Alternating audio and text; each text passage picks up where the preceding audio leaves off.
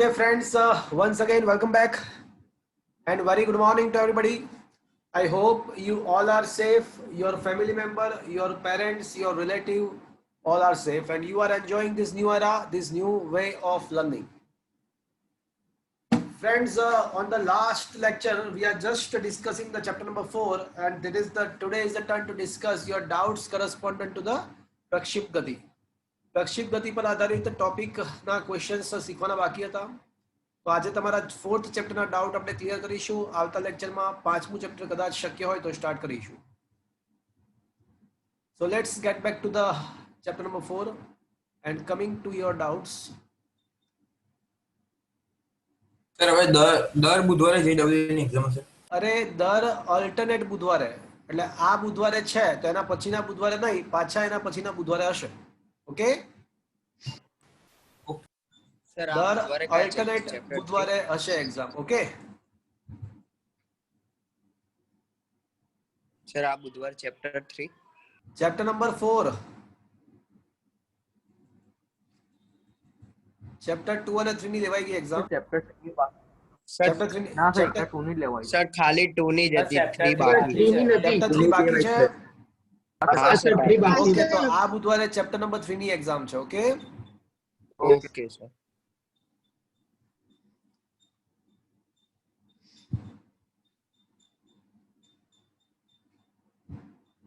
ચલો મને કહો, 100 સુધી કઈ ક્વેશ્ચનમાં કઈ પૂછ્યું છે? અપ ટુ 100, 100 સુધીમાં કોઈને કઈ પૂછવું છે? Up to 100, up to 110,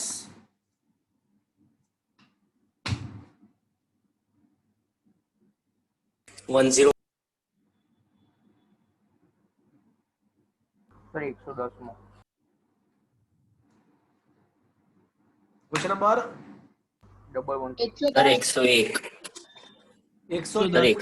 101. Okay, 110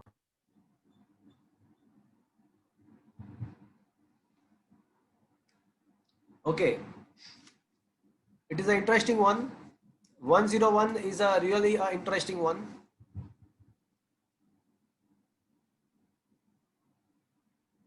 ઘડિયાળના સેકન્ડ કાંટા ની લંબાઈ 1 સેન્ટીમીટર છે,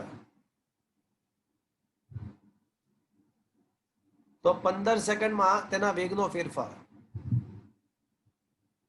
ઓકે, માની લો કે સેકન્ડ કાંટો સ્ટાર્ટિંગમાં 12 પર છે, તો 15 સેકન્ડમાં ક્યાં આવી જશે મિત્રો? 3 પર આવશે. એટલે સ્ટાર્ટિંગમાં વેગની દિશા હંમેશા સ્પર્શક, જો સેકન્ડ કાંટાનું જે છેલ્લું અંત્ય બિંદુ છે ને, આ અંત્ય બિંદુ એ વર્તુળ ગતિ કરતું હશે. જેમ જેમ કાંટો ફરશે તેમ તેમ અંત્ય બિંદુ વર્તુળ ગતિ કરતું હશે. અને વર્તુળ માર્ગમાં કોઈ પણ બિંદુ પાસે વેગની દિશા એટલે સ્પર્શકની દિશામાં. એટલે સ્ટાર્ટિંગમાં એનો જે વેગ છે એને v1 કહીએ, તો v1 is equals to I can say vi cap, અને પછી v2 બરાબર આપણે લખી શકીએ vj cap. એટલે વેગનો ફેરફાર મારે પૂછ્યો છે, મને વેગનો ફેરફાર મને પૂછવામાં આવેલ છે. તો મિત્રો આટલી વાત તો આપણે લાસ્ટ લેક્ચરમાં પણ કરી હતી. વેક્ટર v2 માઇનસ v1 એટલે vj cap minus vi cap, અર્થાત minus vi cap plus vj cap. તો વેગના ફેરફારનો માનાંક તો એ આપણને ખબર છે કે રૂટમાં માઇનસ v નો વર્ગ પ્લસ v નો વર્ગ. અને આ તમને કદાચ યાદ હોય તો બીજી મેથડથી પણ શીખવાડ્યું હતું કે સમાન મૂલ્યના બે સદિશોની બાદબાકીનું મૂલ્ય શોધવું હોય, તફાવતનું મૂલ્ય શોધવું હોય તો યાદ છે 2v sin θ/2, અને સરવાળાનું મૂલ્ય શોધવું હોય તો યાદ છે વેક્ટર રિઝલ્ટન્ટ વેક્ટરનો સરવાળો શોધવો હોય તો 2a, ધારો કે કોઈ બે સદિશોનું મૂલ્ય એ છે તો 2a cos θ/2. સમાન મૂલ્યના બાદબાકી માટે આ સૂત્ર હતું, બાદબાકીનું પરિણામી મૂલ્ય અને પરિણામી સદિશ સરવાળાનું મૂલ્ય, સરવાળા માટે આ સૂત્ર હતું. કદાચ તમને યાદ હોય તો આ શોર્ટકટ. હા કે ના? હા સર. તો સાદું રૂપ આપો તો √2v આવશે. પરંતુ અહીંયા v બરાબર શું? તો કે ભાઈ r ઓમેગા, કારણ કે વર્તુળ ગતિ છે. v બરાબર r ઓમેગા, અને ઓમેગા કેટલો? તો ઓમેગા ઇઝ ઇક્વલ્સ ટુ, યાદ છે મિત્રો, આપણને ખબર છે કે કોણીય સ્થાનાંતર ભાગ્યા સમય, કોણીય ઝડપ એટલે. તો સમય તરીકે આવતકાળ લઈ લો તો આવતકાળ જેટલા સમયમાં કેટલો ખૂણો કપાય? 2π જેટલો. આવતકાળ જેટલા સમયમાં એક ભ્રમણ પૂરું થાય એટલે 2π જેટલો. પણ આવતકાળ કેટલો, અર્થાત એક ભ્રમણમાં કેટલો સમય લગાડશે? તો આપણી જે સેકન્ડ કાંટો છે એક ભ્રમણમાં કેટલો સમય લગાડે? બોલો, સેકન્ડ કાંટો એક ભ્રમણ પૂરું કરવામાં કેટલો સમય લગાડશે? 60 સેકન્ડ. 60. તો ઓમેગાની કિંમત 2π/60 અર્થાત π/30 રેડિયન પર સેકન્ડ આવશે. ચલો, ઓમેગા મળી ગયો. હવે આ કિંમત અહીંયા મૂકી દો. તો વેગના ફેરફારનું મૂલ્ય એટલે r√2 ઇન્ટુ v, પણ v ના બદલે r ઓમેગા, √2 r ના જગ્યાએ કેટલું છે? 1 સેન્ટીમીટર છે, અને ઓમેગા બરાબર π/30. તો જવાબ તમારો આવશે π√2/30 સેન્ટીમીટર પ્રતિ સેકન્ડ. શું મિત્રો આ સમજમાં આવ્યો તમને? હા sir. Is that clear? Sir okay. Sir આમાં જે આપણે આ ઘડિયાળનું જે દોર્યું છે તો એમાં તમે જે વી જે કેપ લખ્યું છે તો એમાં સર એવું ના આવે ને કે આ નીચેની તરફ છે એટલે માઇનસ લેવાનું કે પ્લસ લેવાનું, એવું તો ના થાય ને? સાચી વાત છે.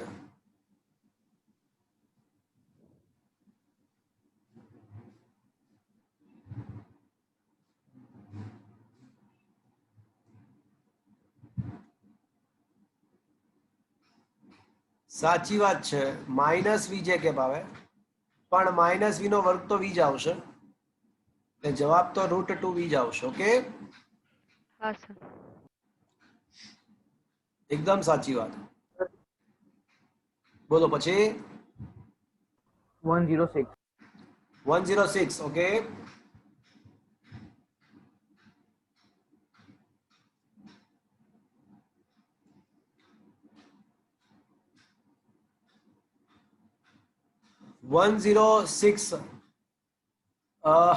એક એમ દળનો કણનો સમક્ષિતિજ r ત્રિજ્યાનો વર્તુળપથ પર k/r² કેન્દ્રગામી પ્રવેગથી ગતિ કરે છે. તો તેની કુલ ઉર્જા. ઓકે,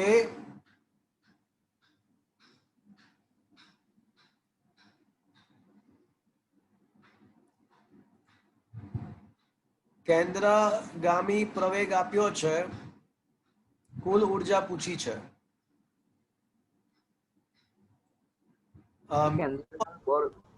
આ ક્વેશ્ચન ખરેખર તો કાર્ય, ઉર્જા અને પાવર નો ક્વેશ્ચન છે. કાર્ય, ઉર્જા અને પાવર નો ક્વેશ્ચન છે, છતાં પણ હવે સ્ટાર્ટ કર્યું છે તો પૂરું કરીએ. ચલો, સૌથી પહેલી વાત, કેન્દ્રગામી પ્રવેગ કેટલો આપ્યો છે? k/r².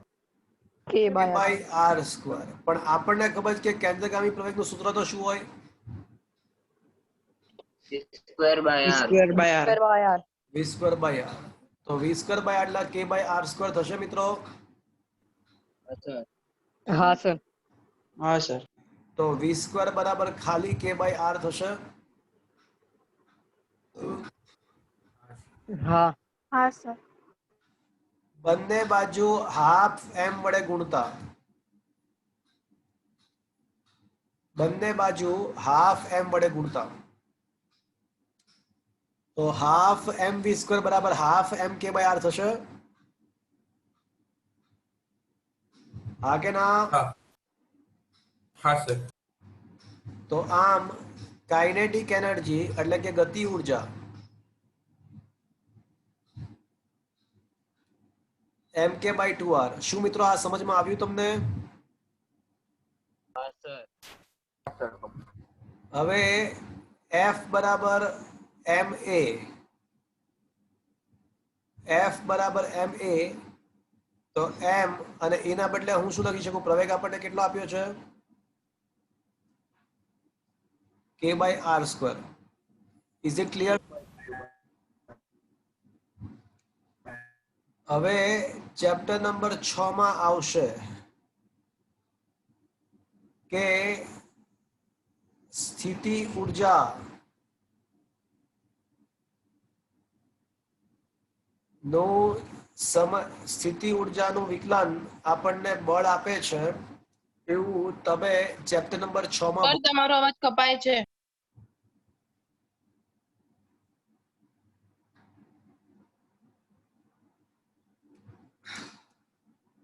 તમે લોકો મિત્રો ચેપ્ટર નંબર 6 ની અંદર એવું ભણશો કે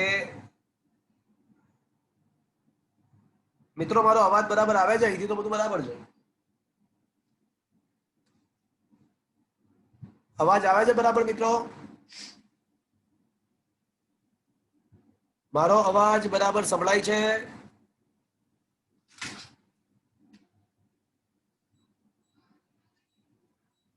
Am I audible to you friends? હા કે ના?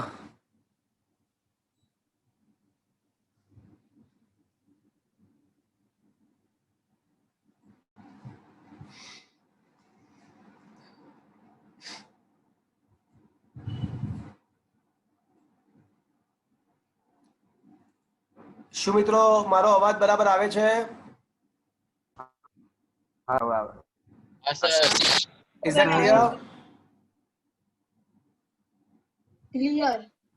Okay. તો મિત્રો તમે લોકો ચેપ્ટર નંબર 6 ની અંદર ભણશો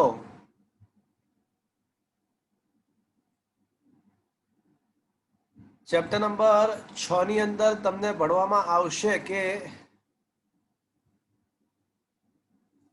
F બરાબર du upon dr આવું તમને ભણવામાં આવશે. મિત્રો ગતિ ઉર્જાનું સૂત્ર શું મળ્યું હતું આપણને? ના હાફ mv upon 2r. શું આવ્યું હતું? mk upon 2r. અને બળ બરાબર આપણને ખબર છે કે mv square by m a અને m a માં a તરીકે શું હતું મિત્રો? પેલું છે કે k બાય r સ્ક્વેર. હવે du બરાબર f ઇન્ટુ dr. બંને બાજુ સંકલન કરવામાં આવે તો સંકલન du બરાબર સંકલન f dr. સંકલન du એટલે u થશે, કશું નથી એટલે 1 ગણવાનું એટલે u, અને સંકલન f ના બદલે આવશે mk upon r square into dr. mk બહાર આવી જાય, r રેઝ ટુ -2 નું સંકલન છેદમાં r સ્ક્વેર એટલે અંશમાં r રેઝ ટુ -2.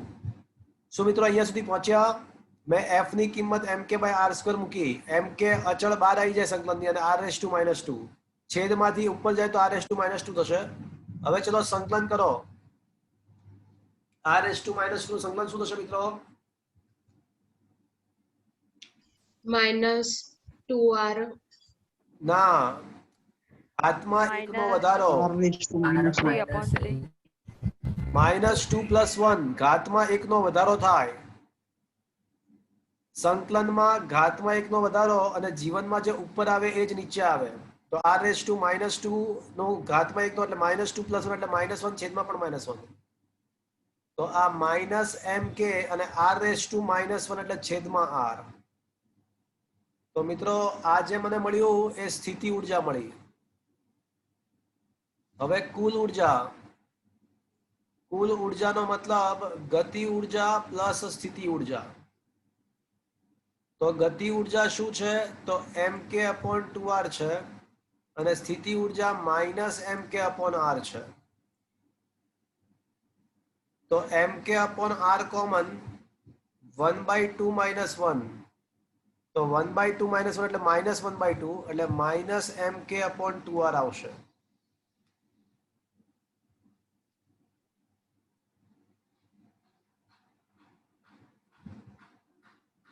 તો કુલ ઉર્જા મિત્રો -mk upon 2r આવે.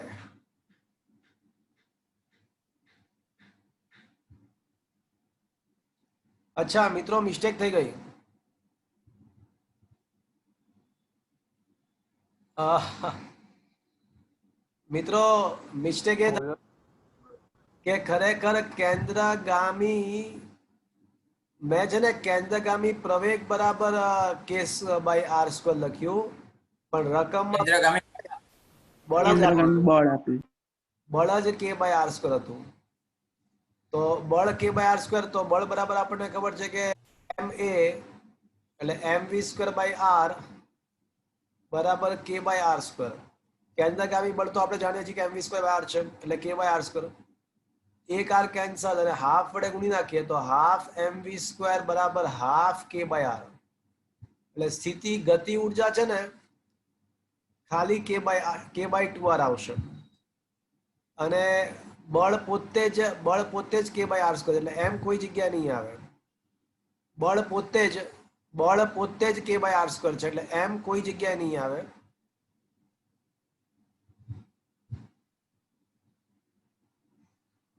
એટલે minus K by two R is the right answer. Is that clear? હા સર. હા સર. હા સર. મને એવું હતું કે કેન્દ્રગામી પ્રવેગ કે બાય આર સ્ક્વેર આપ્યો છે, પણ કેન્દ્રગામી બળ જ કે બાય આર સ્ક્વેર આપ્યું હતું. Is that clear? હા સર.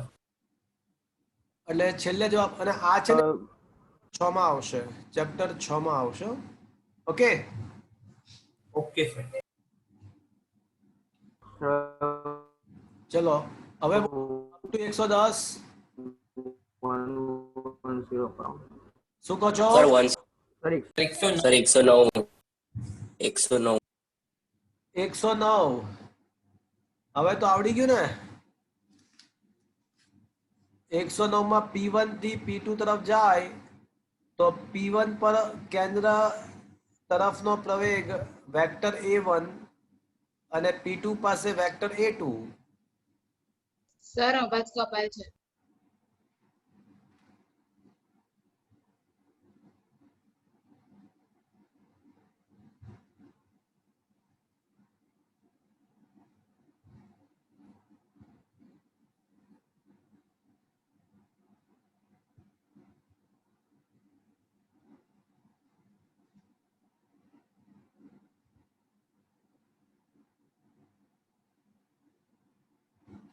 હવે બરાબર આવે છે મિત્રો? હા સર. હા સર. ઓકે, જો બાત સાંભળો. વેક્ટર A1 બરાબર માઇનસ એ આઈ કેપ લખાય જો ઋણ x દિશામાં છે, દેખાય છે. અને વેક્ટર A2 બરાબર શું લખું મિત્રો? કોઈ પણ સદિશ એટલે તેનું મૂલ્ય ઇન્ટુ એકમ સદિશ. અને વેક્ટર A2 બરાબર શું આવાજ બહુ જ લખું? કપાય છે.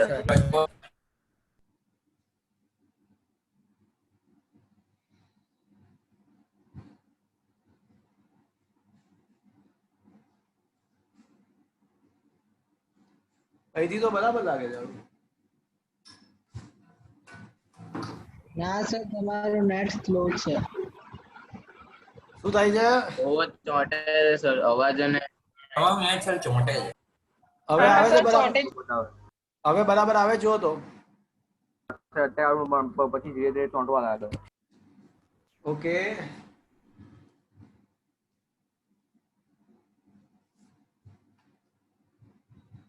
Just a minute. હવે વાંધો નહીં આવે. આખું નેટવર્ક બદલાઈ ગયું, હવે આવશે બરાબર. આવે છે બરાબર હવે મિત્રો? હવે બરાબર આવે?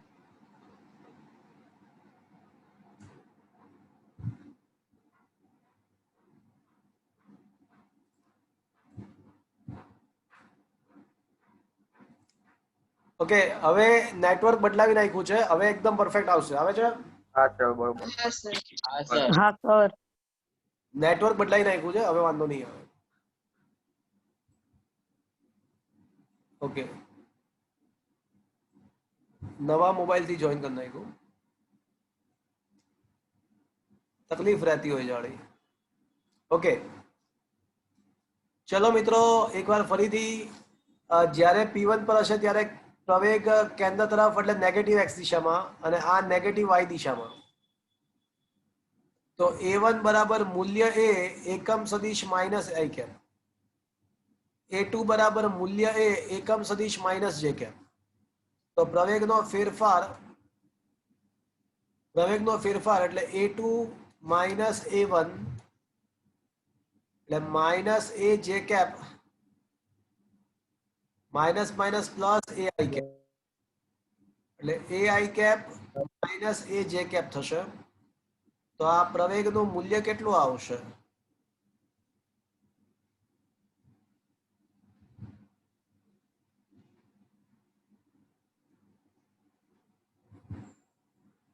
Is that clear? હા. Is it okay? ચલો મેં તમને 110મો ક્વેશ્ચન જાતે આપ્યો હતો. મેં કીધું હતું કે વિચારજો, બહુ જબરજસ્ત છે. આઈઆઈટીમાં પૂછાયેલો ક્વેશ્ચન છે. ચલો છે કોઈ માઇકાલાલ, કોઈ વિચારી શક્યો આ ક્વેશ્ચન ના બાબતે? સર બીસી તો નહીં જ આવે કારણ કે કેન્દ્રગામી પ્રવેગ છે. શું કહો છો? બી ઓપ્શન બી અને ઓપ્શન ડી તો નહીં જ આવે કારણ કે કેન્દ્રગામી પ્રવેગ છે. કયા કયા નહીં આવે? ઓપ્શન બી અને ડી. જો ઓપ્શન એ નહીં આવે અને ઓપ્શન ડી નહીં આવે. જો પહેલી વાત, સી આવે. પહેલા મને કહો કે લોલકની ગતિ નિયમિત વર્તુળ ગતિ કહેવાય કે ના કહેવાય? ના કહેવાય. ના કહેવાય સર. ના કહેવાય.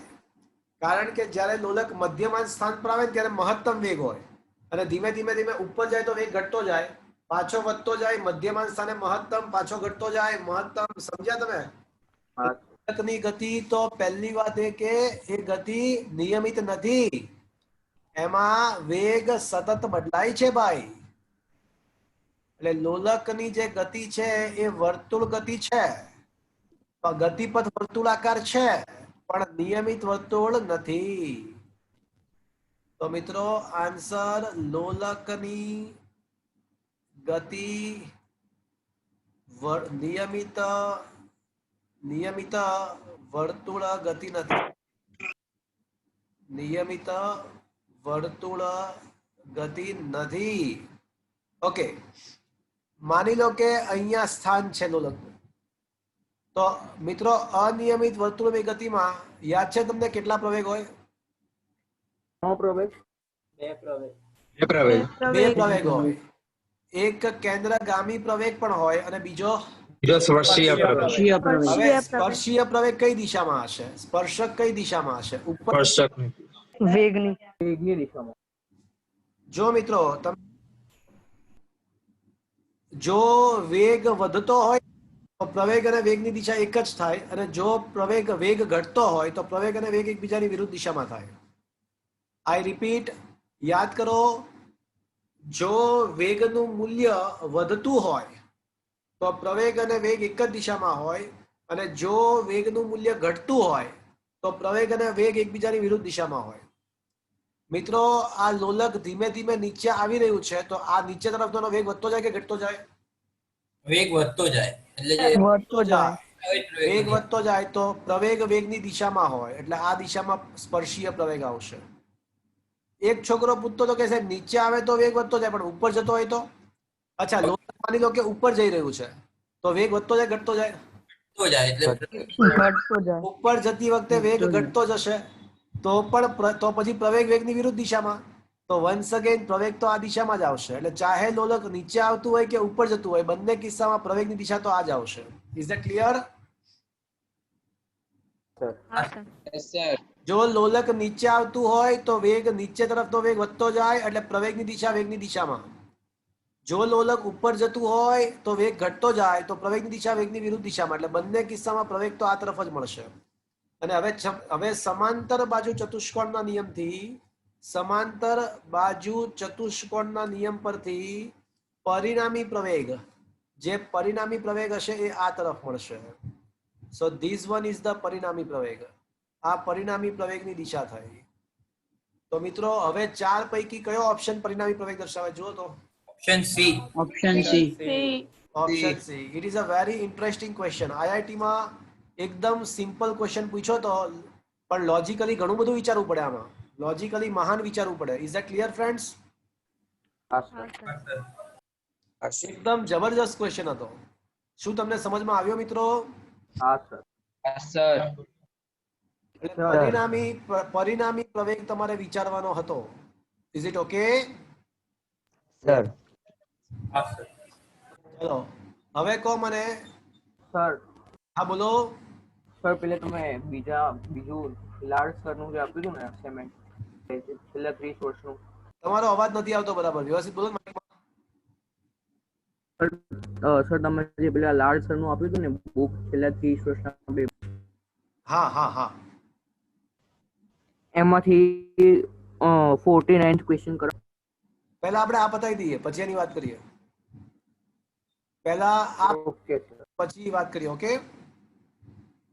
ચલો ઓકે સર. ક્વેશ્ચન નંબર 111 થી 120 માં. 111 થી 120 બોલો.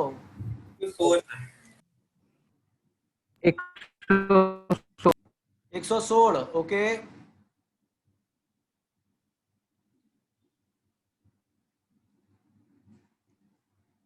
તો મિત્રો ક્વેશ્ચન એવો છે કે એક ગ્રાઉન્ડમાં બેઝમેન્ટ થી બાઉન્ડ્રીનું અંતર 80 મીટર છે. તો મિત્રો બેઝમેન્ટ થી બાઉન્ડ્રીનું અંતર એટલે આપણા માટે શું થયું કહેવાય? અવધિ છે. બેટ્સમેને છગ્ગો ફટકારવો હોય તો આ રીતે ફેંકવો પડશે. હા કે ના? હા સર. બસ તો અવધિ આપણને આપેલી છે. અવધિનું સૂત્ર યાદ છે મિત્રો?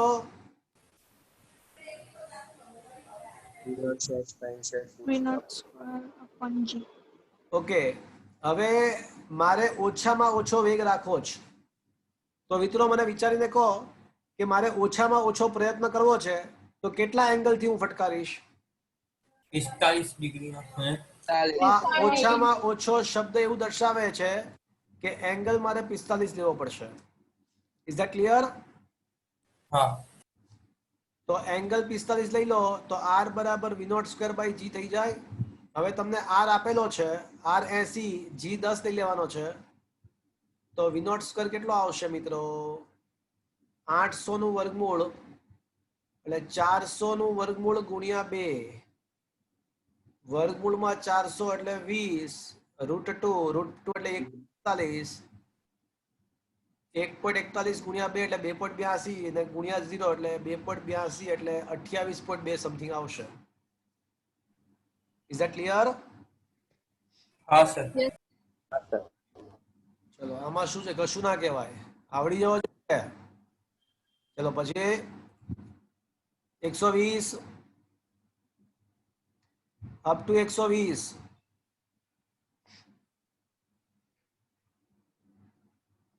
ચલો અપ ટુ 140.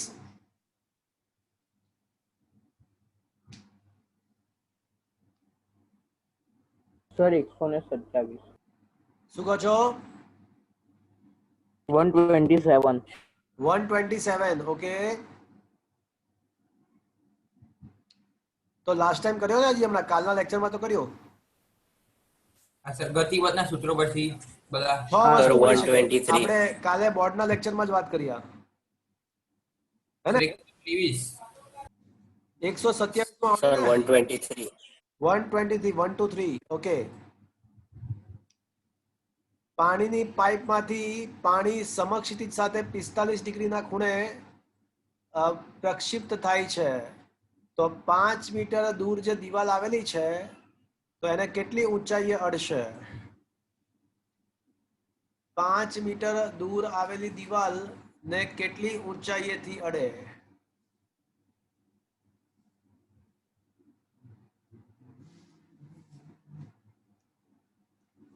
ગુલબન કે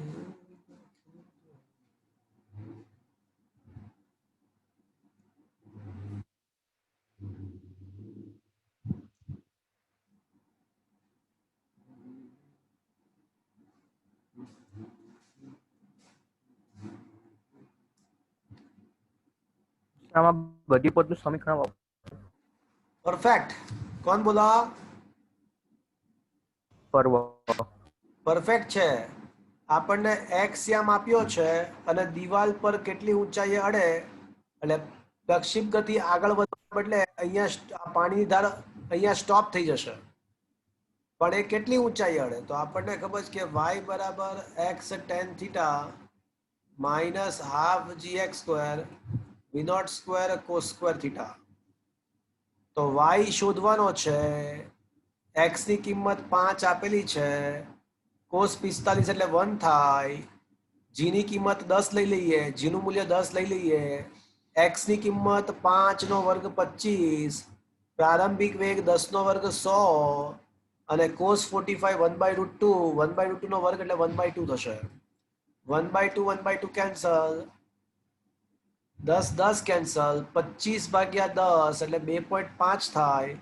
તો 5 માંથી 2.5 બાદ થાય તો એક્ઝેક્ટલી 2.5 જેવું આવે, પણ અહીંયા 2.5 ના બદલે 2.55 લખ્યું હશે કારણ કે આપણે g ની કિંમત 9.8 લે ને 9.8, તો અહીંયા 2.45 આવત. તો 5 માંથી 2.45 બાદ થાય તો 2.55 આવી જતા. Is that clear? હા સર. હા સર. Is it understood? હા સર. સર ચલો બોલો. 140 129 ક્વેશ્ચન નંબર 129. તો એમાં આપણને x અને y આમ આપેલા છે. સરસ ક્વેશ્ચન છે, સાંભળજો બધા.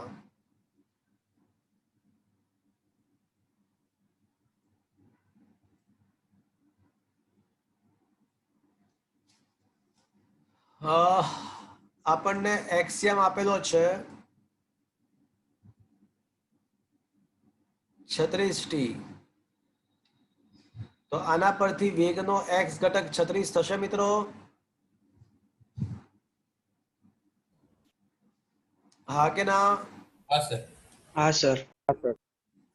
સ્થાનનું સમયની સાપેક્ષે વિકલન વેગ y આમ આપણને આપેલો છે 96t માઇનસ 9.8 t સ્ક્વેર. તો y આમ બરાબર 49t માઇનસ 4.9 t સ્ક્વેર થશે. હા સર. હા સર તો વેગનો y આમ શું થશે? 49 minus 9.8 t. વિકલન કરતા. ચલો તો પ્રારંભિક વેગનો x આમ કેટલો? થોડી ના રે વિકલન કરીએ તો એકલું t જ બાકી રહે ને, સ્ક્વેર છે શું બોલો છો તમે? બોલો, શું કહેવા માંગો છો? એટલે t સ્ક્વેર ના રહે ને વિકલન કરતા. તો ક્યાં છે પણ ટી સ્ક્વેર? બોલો બોલો બોલો. સર તમે ભૂસી તમે નાખી. અત્યારે કાઢ્યું. શું કહો છો? બોલો. અચ્છા, ભૂલથી કાઢ્યું. તો ભૂલથી બોલાઈ ગયું સર, સોરી. અચ્છા, પ્રારંભિક વેગનો એક્સિયામ સમક્ષિતિ દિશામાં તો વેગ અચળ રહેશે, એટલે પ્રારંભિક વેગ પણ 36 જ રહેશે. અને પ્રારંભિક વેગનો વાયયામ કેટલો?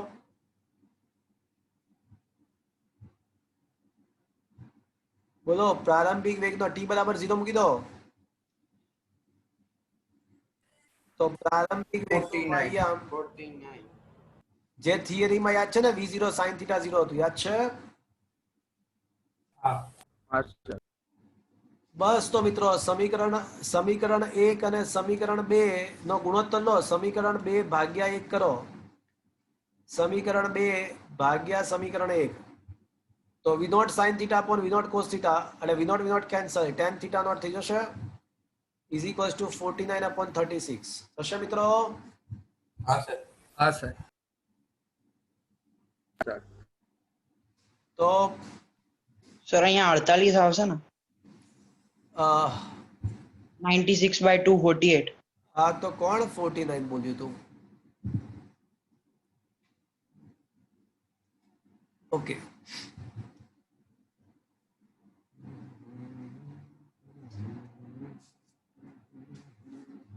ઓકે. તો 48 ભાગ્યા 37, હા સર. 8 6 48. શું છે 48? 12 ચોકુ 48, 12 તેરી 4/3. 12 ચોકુ 48, 12 તેરી 36, પણ સર ઓપ્શનમાં sin થીટા એટલે tan થીટાનું sin થીટામાં ફેરવવાનું. તો tan ઇનવર્સ 4/3 tan ઇનવર્સ 4/3 છે નથી. tan ઇનવર્સ 4/3 તો નથી, તો કઈ વાંધો નહીં. અહીંયા 4 tan થીટા બરાબર સાબા છેદમાં પાબા, તો કર્ણ 5 થશે. હા હા સર સર. તો sin થીટા બરાબર શું થવું જોઈએ તો પછી? 4/5. તો પછી tan ના સ્વરૂપના ના હોય તો sin ઇનવર્સ 4/5 પણ ચાલે. એટલે આ પણ ચાલે અને આ પણ ચાલે. જે હોય એ પ્રમાણે આન્સર લખવાનો. તો કયો આન્સર આવશે? sin inverse 4/5 option A. Clear? It is a good question. સમજમાં આવ્યો? હા સર. ચલો પછી ક્વેશ્ચન નંબર ક્વેશ્ચન નંબર 100. 131. મિત્રો 101 બતાવી નાખ્યો છે.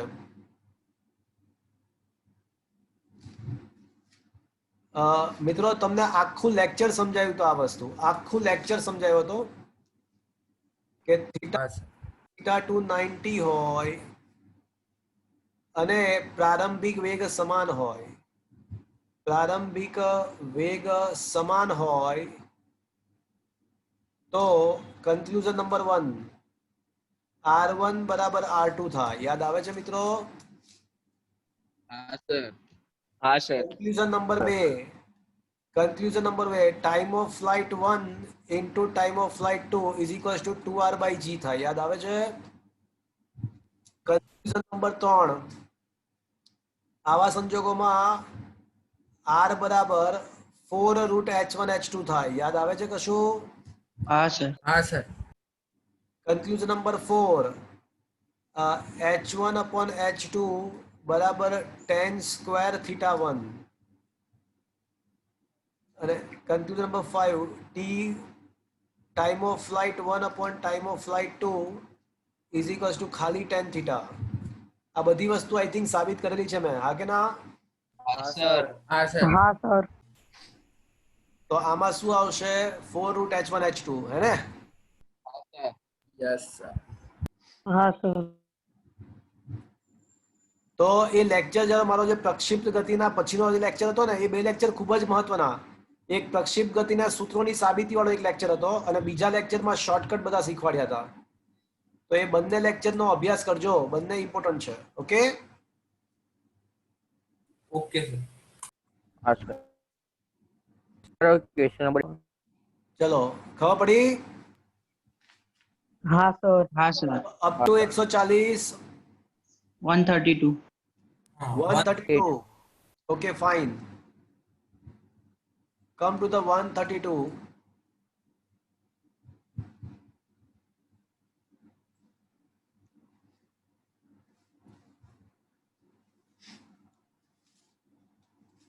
પ્રક્ષિપ્ત પદાર્થે પ્રાપ્ત કરેલ મહત્તમ ઊંચાઈ અચળ પ્રક્ષિપ્ત કોણ માટે 10% વધારવામાં આવે તો ઉડ્ડયનનો કુલ સમયમાં કેટલા ટકાનો વધારો થશે? તો મિત્રો અહીંયા આગળ કોની વાત છે? તો કે ભાઈ મહત્તમ ઊંચાઈ અને ઉડ્ડયનનો કુલ સમય ના સ્વરૂપમાં ક્વેશ્ચન છે. તો છે કોઈ સૂત્ર ધ્યાનમાં? મહત્તમ ઊંચાઈ અને ઉડ્ડયનનો કુલ સમયનું કોઈ સૂત્ર ધ્યાનમાં છે આપણી પાસે? હા. યાદ કરો મિત્રો, સાબિત કર્યું છે. h બરાબર v0 sin square theta by 2. શું મેં તમને આ સાબિત કરીને આપ્યું હતું 1/8 GTF²? હા સર. હા સર. હા સર. આ સાબિત કરેલું છે. હા સર. હા સર. હા સર. હા સર. શોર્ટ. h ડેશ બરાબર 1/8 GTF'² લખવું જોઈએ મારે, કારણ કે 1/8 અને g તો અચળ છે. હા કે ના?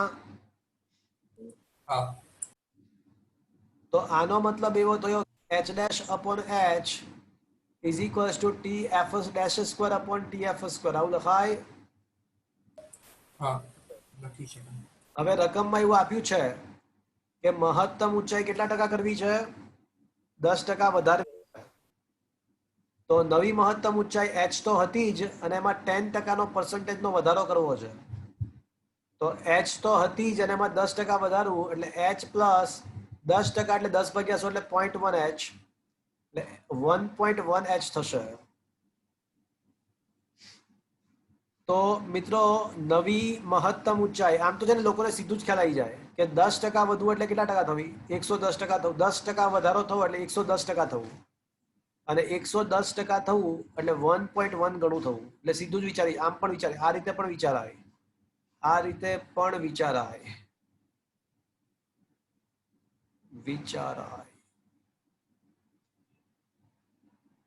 તો નવી મહત્તમ ઊંચાઈ 1.1 ગણી થશે. તો હવે એચ ડેશ ની કિંમત મૂકી દો તો 1.1 H upon H is equals two TF dash square upon TF square.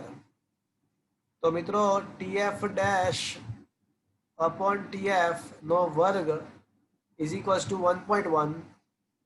તો TF ડેશ અપોન TF રૂટમાં 1.1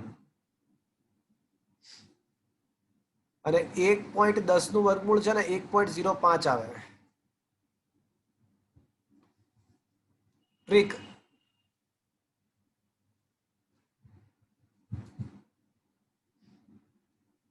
1.02 નું વર્ગમૂળ 1.01 1.04 નું વર્ગમૂળ 1.02 અડધું કરવાનું 1.08 નું વર્ગમૂળ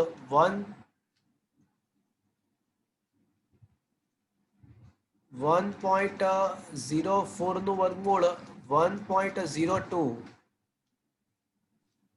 અડધું કરવાનું 1.08 નું વર્ગમૂળ 1.04 એ જ પ્રમાણે વિચારતા જવાનું.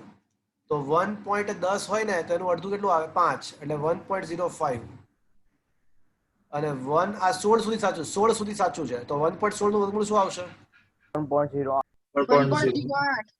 એટલે આ 16 સુધી સાચું છે. જે ડબલ નીટની અંદર કેલ્ક્યુલેટર ના હોય કેલ્ક્યુલેટર નથી હોતા એટલે આ ટ્રીક કામ આવે.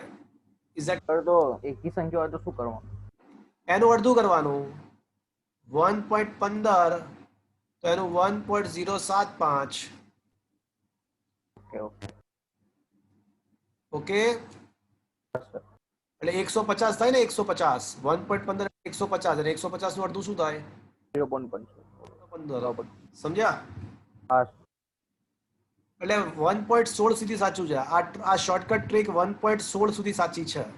ઓકે હા સર ઓકે હવે નવો time of flight is equals two 1.05 time of flight 105% કહેવાય મિત્રો.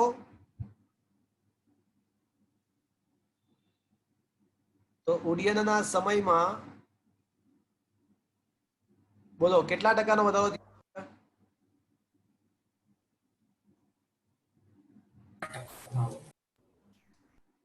5% વધારો થયો હશે. સમજમાં આવ્યો?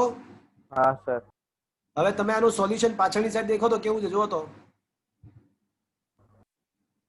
બહુ અઘરું છે સર ખાસી મગજમારી કરી હશે ને. તો હા સર આપણને શું કામ સહેલું પડ્યું કારણ કે આપણે આ શોર્ટકટ જાણતા હતા. એટલે જે ડબલ નીટની અંદર આવા શોર્ટકટ તમે જાણતો તો ફટાફટ સોલ્વ થઈ શકે. જો આનો સ્ક્રીનશોટ લઈ લેજો તમારા મોબાઈલમાં સારું રહેશે. તો ક્વેશ્ચન નંબર 138 સર કરવાનો આ સમજમાં આવ્યો પેલા? હા સર આનો સ્ક્રીનશોટ લઈ લેજો. પાછળ બહુ મોટી ખાસી લાંબી મેથડ આપી છે.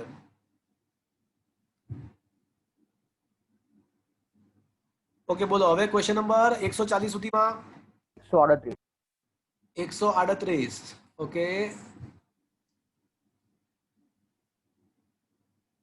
હા મેથ્સ છે મેથ્સ.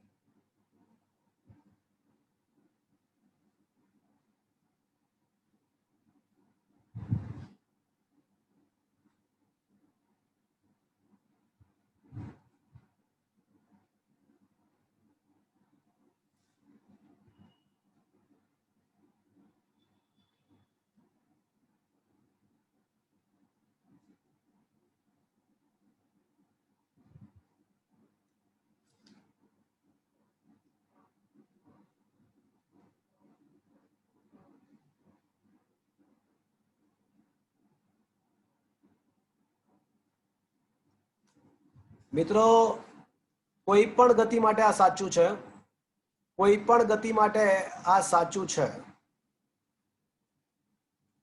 તો તમારે ક્ષેત્રફળ શોધવું હોય, ક્ષેત્રફળ એટલે કયું તમને એ પણ કહી દઉં. ક્ષેત્રફળ એટલે કયું એ પણ તમને કહું.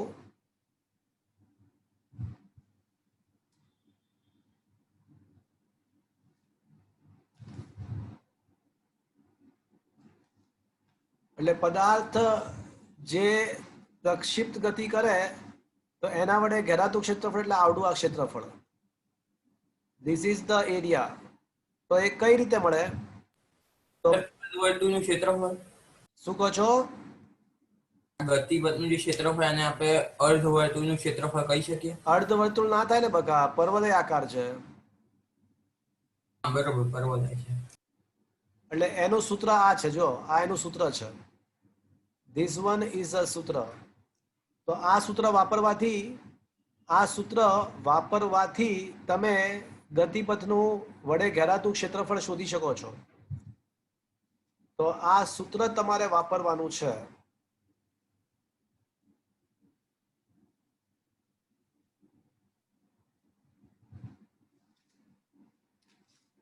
તો મિત્રો હવે આપણે પર્ટિક્યુલરલી પ્રક્ષિપ્ત પદાર્થ માટે વાત કરીએ. હવે પર્ટિક્યુલરલી પ્રક્ષિપ્ત પદાર્થ, આ જે નોંધ છે બધા માટે સાચી, કોઈ પણ ગતિ માટે સાચી.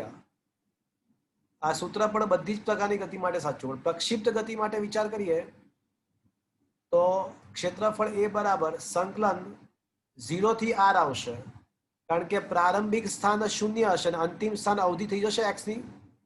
હા sir. Is that clear? Yes sir. Limit ક્યાંથી ક્યાં આવે ખબર પડી તમને? x ની લિમિટ 0 થી r ખબર પડ્યો? હા સર.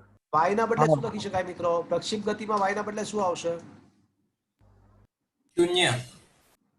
શું x minus x square by r.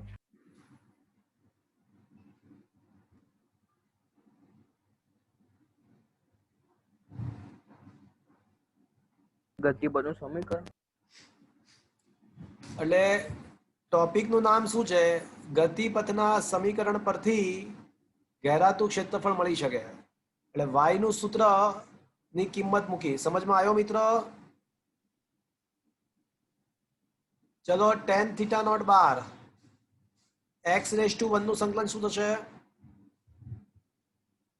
x square by x² by 2 minus half bar g/v0² bar cos² θ બાર. આ બધું અચળ છે.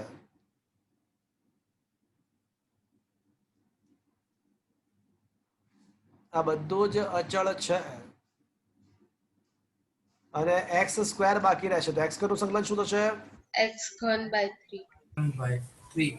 પણ સંકલન તો થઈ ગયું બંને પદનું, પણ હજી લિમિટ લગાડવાની બાકી છે. હા મિત્રો, હજી લિમિટ લગાવવાની બાકી છે. તો પહેલા અપર લિમિટ પછી લોઅર લિમિટ. ચલો tan θ0 x² ના બદલે r² by 2 minus half g/v0² cos² θ0.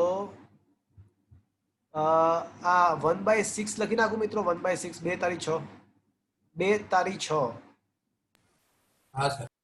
અને r³ માઇનસ લોઅર લિમિટ લખવાની જરૂર નથી. આ માઇનસ કરી અને માઇનસ કરીને લોઅર લિમિટ લખવાની જરૂર જ નથી, કારણ કે લોઅર લિમિટ તો 0 0 થઈ જશે. Is that clear friends? હા સર. ઓકે. હવે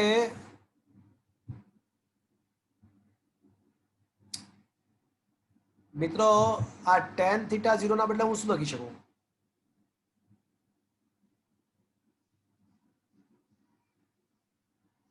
હા સર. 4h/r લખી શકાય? હા, શોર્ટકટ પરથી. હા સર લખી શકાય. ઓકે.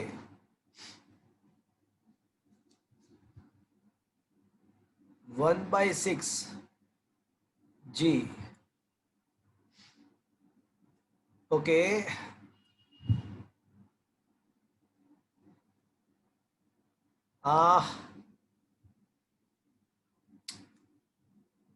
h બરાબર v0² sine square theta 0/2g. તો વી નોટ સ્ક્વેર ના બદલે હું શું લખી શકું મિત્રો?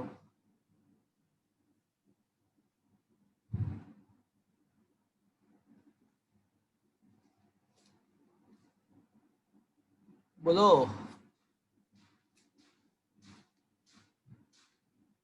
2gh sin square upon sin square theta. તો વી નોટ સ્ક્વેર ના બદલે શું લખી શકું? 2gh upon sin square theta into cos square theta naught into r cube. લખાશે મિત્રો? हाँ सर. हाँ सर.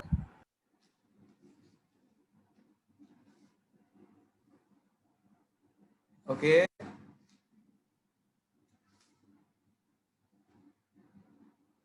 હજી આગળ વધીએ તો હવે ક્ષેત્રફળ બરાબર શું આવશે? એક આર કેન્સલ, 2 દુ 4 એટલે 2h ઇન્ટુ આર રહેશે. લેફ્ટ હેન્ડ સાઈડ જો તો, હા અને અહીંયા શું થશે જો તો 1/12 થઈ જશે. જીજી કેન્સલ થઈ જશે. અંશમાં સાઇન સ્ક્વેર થીટા આવી જશે, છેદમાં કોસ સ્ક્વેર થીટા તો છે જ. જીજી 1/12, જીજી કેન્સલ અને આર ક્યુબ રહેશે અને છેદમાં એચ રહેશે. હા કે ના મિત્રો? हाँ सर. મને કહો મિત્રો કે આ sine square theta upon cos square theta તો શું થાય? tan theta. tan square theta. tan square ten theta. Theta ના બદલે 4h અપોન આર નો વર્ગ લખી નાખું. હા હા સર हाँ. થશે? ટેન થીટા નો વર્ગ એટલે 4h અપોન આર નો વર્ગ. સાદું રૂપ આપો 2h h square h as it is minus 1/12, 4 નો વર્ગ 16 h square upon R square into R cube upon H. તો મિત્રો R cube upon R square એટલે એક આર રહેશે, એચ સ્ક્વેર અપોન એટલે એક એચ રહેશે. 16/12 એટલે 4 તૃતીયાંશ રહેશે એટલે 2hr માઇનસ 4 તૃતીયાંશ hr. બાકી બધું ઉડી જશે. તો hr કોમન, 2 માંથી 4 તૃતીયાંશ બાદ થાય. hr કોમન 2 માંથી 4 તૃતીયાંશ બાદ થાય તો 6 માંથી 4 એટલે શું બાકી રહેશે મિત્રો છેલ્લે? 2 તૃતીયાંશ. હા, તો મિત્રો સ્પષ્ટ છે કે પ્રક્ષિપ્ત પદાર્થ વડે એના ગતિપથ વડે ઘેરાતું ક્ષેત્રફળ 6 માંથી 4 એટલે 2 તૃતીયાંશ આર ઇન્ટુ એચ આવશે. તો હવે આ સૂત્ર આપણા માટે એક શોર્ટકટ થઈ ગયું. પ્રક્ષિપ્ત પદાર્થ વડે ઘેરાતું ક્ષેત્રફળ ગમે તે કોઈ પણ પ્રક્ષિપ્ત કોણ માટે સાચું છે. કોઈ પણ પ્રક્ષિપ્ત કોણ માટે આ સાચું છે. 2 તૃતીયાંશ આર એચ એટલે આ ખાલી જગ્યામાં 2 તૃતીયાંશ આવશે. શું મિત્રો આ સમજમાં આવ્યું? હા સર. हाँ सर. તો આજે એક નવી વસ્તુ શીખવા મળી આપણને. સર આમાં જે અવધિ હોય મહત્તમ અવધિ હોય તો એ આવે ને એમાં? ગમે તે હોય, ગમે તે સિચ્યુએશન માટે આ સાચું છે. હા સર. કોઈ પણ થીટાના કોઈ પણ કિંમત માટે, થીટા ઇઝ ઇક્વલ્સ ટુ 45, 60, ગમે તે કિંમત ના હોય, થીટાની કોઈ પણ કિંમત માટે આ સાચું છે. શું તો ઓકે સર. થાય? Is it clear? હા સર. આવ્યો સમજમાં? હા સર આવી. આ હવે એક નવી વસ્તુ શીખવા મળી કે કોઈ પણ ગતિપથનું તમારે સમીકરણ, કોઈ પણ ગતિપથનું ક્ષેત્રફળ શોધવું હોય ને તો આ સૂત્ર આવડું. આ ધીસ ઇઝ ધ ઇક્વેશન. આ સૂત્ર છે. આ સૂત્ર વાપરવાનું થાય અને y ની કિંમત તમારે જે તે સમીકરણમાં y ની કિંમત જે હોય એ મૂકવાની જે તે ગતિ માટે. ઓકે, હા સર. ચલો, ઇટ્સ અ ઇન્ટરેસ્ટિંગ વન. સમજ પડી હશે આઈ હોપ. ઓકે, હા સર. બોલો હવે અપ ટુ 150.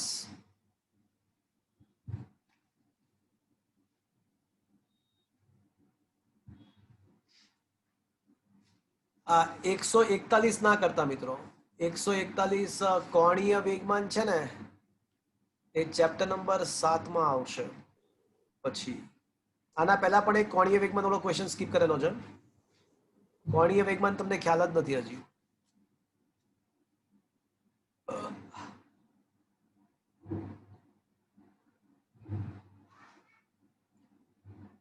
ચલો 149 કોઈને કઈ પૂછવું છે? 149 149.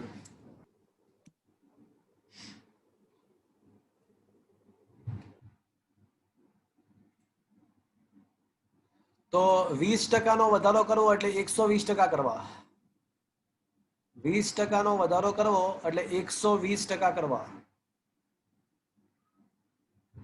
વળી પાછું એક જ વાત, વળી પાછી ઓલી શોર્ટકટ વાળી વાત. ઉડ્ડયનનો કુલ સમય અને મહત્તમ ઊંચાઈ આપણી પાસે શોર્ટકટ છે. બોલો શું લખશું? ક્યાંથી શરૂઆત કરીશું? સર 149 કીધું. અચ્છા 149 કીધું. ઓકે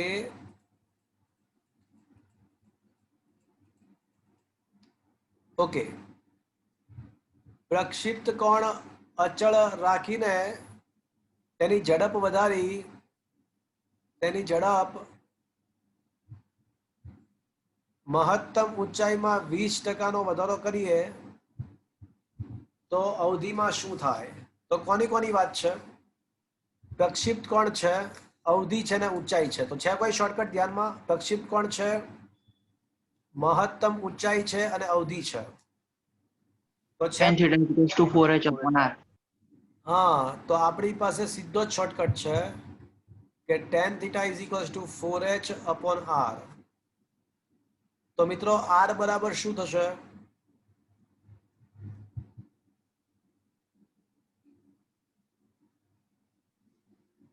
આવું થશે?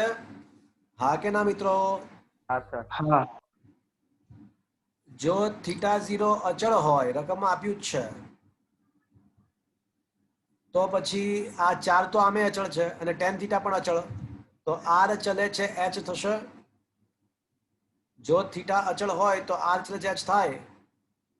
તો સમપ્રમાણતાનો સંબંધ છે મિત્રો. અને સમપ્રમાણતાનો સંબંધ હોય તો જો h માં 20%નો વધારો થાય તો r માં પણ 20% નો વધારો થાય. 20%નો વધારો થાય. એટલે જવાબ શું આવશે? 20% જ આવશે. સમપ્રમાણતાનો સંબંધ છે એટલે સરખો સરખો વધારો થાય ટકામાં. Is that clear? Yes, sir. હા સર. હા સમજમાં આવ્યો? પાછળ કદાચ લાંબી મેથડ કરી હશે, એક જ સ્ટેપમાં આન્સર આવી જાય. Is it okay? હા સર. ચલો બોલો. Up to 150 last call.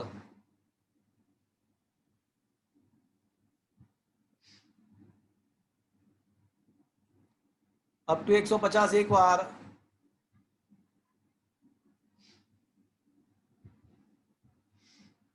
આ બુધવારની એક્ઝામમાં ચેપ્ટર 3 ને? ચેપ્ટર 3. હા ચલો અપ ટુ 153, અપ ટુ 160. એક્ઝામમાં રીડ કરવાનું. એક્ઝામમાં રીત બતાવવાની. હા તો સર રીત ખોટી હોય ને જવાબ સાચો હોય તો? એટલે એનો સર રીત રહેવા દો. નથી, સર રીત રહેવા દો. કારણ કે એમાં અરે પણ સાંભળો મારી વાત. જાય છે AEE સર. નીટની અંદર કાંઈ આપણા બુકમાંથી જ ક્વેશ્ચન આવે એવું કંઈ નેસેસરી નથી. એ ગમે તે ક્વેશ્ચન આવી શકે. એટલે તમને સોલ્વ કરતા આવડે એ જરૂરી છે. એટલે તમે જે રફ કામ કરો છો ને એ એટેચ કરજો. રફ કામ તમે જે કરો છો, કાંઈ સોલ્વ કરવા માટે કાંઈક તો કરશો ને તમે. એટલે રીતનું સિસ્ટમેટિકલી લખવાની વાત નથી કરતો, પણ તમે જે ગણતરીઓ કરી હોય થોડી એ વ્યવસ્થિત બતાવી દેજો. બરાબર છે? સર જવાબ સાચોમાં રીતમાં 4 કપાઈ દેતો સીધા. એનો મતલબ શું કરવાનો? તમારી રીત ખોટી જવાબ સાચો એનો મતલબ શું કરવાનો મારે? સર રીતમાં મતલબ શું કરવાનો? નથી હોતી પણ સર થોડીક એક બે એમ નહીં, શબ્દો તમારી રીત ખોટી હોય અને જવાબ સાચો આવી જાય તો મારે એનો મતલબ શું કરવાનો? એ પણ એટલે સર અમુકમાં રીત વગર ડાયરેક્ટ ખબર પડી જાય, એટલે ખબર નહીં કોઈ પણ રીતે તો આપણે લખી દઈએ તો પછી એના જવાબ મળે. એટલે એમ એનો આ એટલે જો JEE ની અંદર તો રીત બતાવવાની નથી હોતી. બોર્ડ JEE ની જે લીગલ એક્ઝામ હોય છે, પણ મારો આશય એવો છે કે તમે સમજીને સમજપૂર્વક પેપર લખો એ જરૂરી છે. એટલે આપણી બધી એક્ઝામમાં રીત બતાવવાની જરૂરી છે. બરાબર, હવે કોઈ ડિસ્કશન નહીં એમાં. ઓકે, બોલો. Up to 160.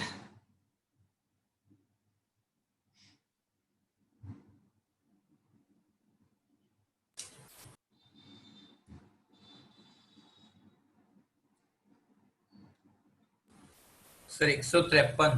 153. ઓકે, અચ્છા, ગતિનું સમીકરણ y બરાબર bx સ્ક્વેર છે, તો તેના વેગનો x ઘટક.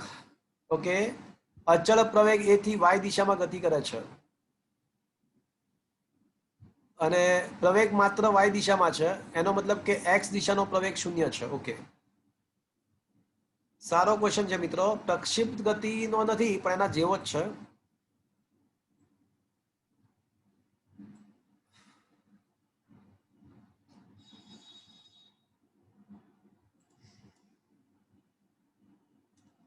ઓકે, સૌથી પહેલી વાત,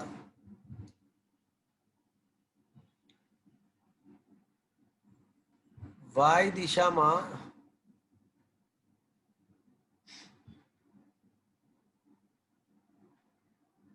પ્રવેગ a છે અને x દિશામાં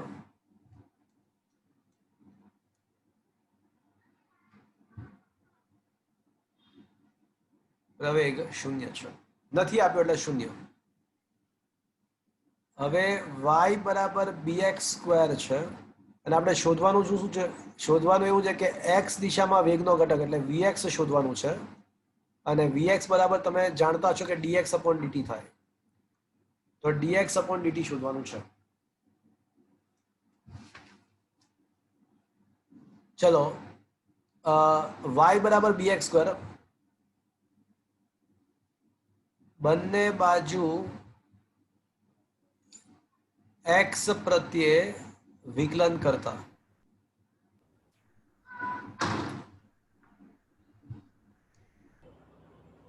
dy by dx is equals two આ સાઈડ શું આવશે મિત્રો? b બાર x સ્ક્વેર નું શું થાય? 2x. 2x. શું મિત્રો અહીંયા સુધી પહોંચ્યા? હા. ઓકે, હવે dy બરાબર 2bx ઇન્ટુ dx લખાય. હા સર. ઓકે, બંને બાજુ dt વડે ભાગતા, બંને બાજુ dt વડે ભાગતા, તો dy by dt એટલે વેગનો y આમ અને 2bx અને dx upon dt એટલે વેગનો x આમ, અને એ જ તો આપણે શોધવાનો છે. સમીકરણ નંબર આ જ તો શોધવાનો છે આપણે. આપણો મેઇન ટાર્ગેટ vx શોધવાનો છે. આપણો મેઇન ટાર્ગેટ વેગનો x આમ જ શોધવાનો છે. ચલો, અહીંયા સુધી પહોંચ્યા? હા. હા. હવે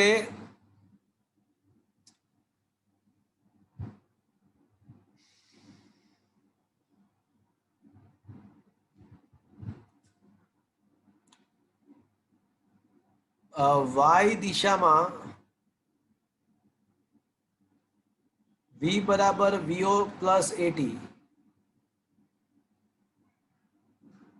y દિશામાં અચળ પ્રવેગી ગતિ છે, અચળ પ્રવેગી ગતિ છે,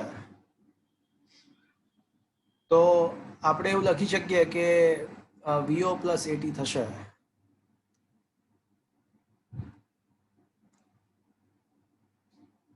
ઓકે, પણ સમય તો રાખવાનો જ નથી પિક્ચરમાં, શું કરશું?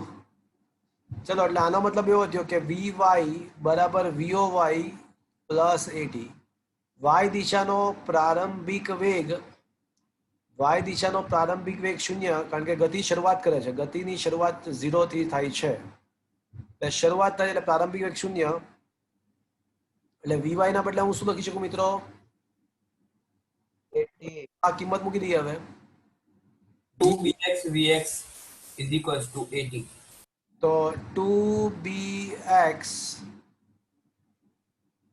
vx બરાબર 80.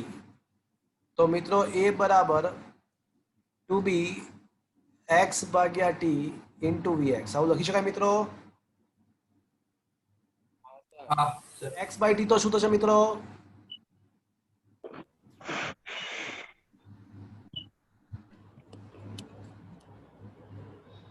x દિશામાં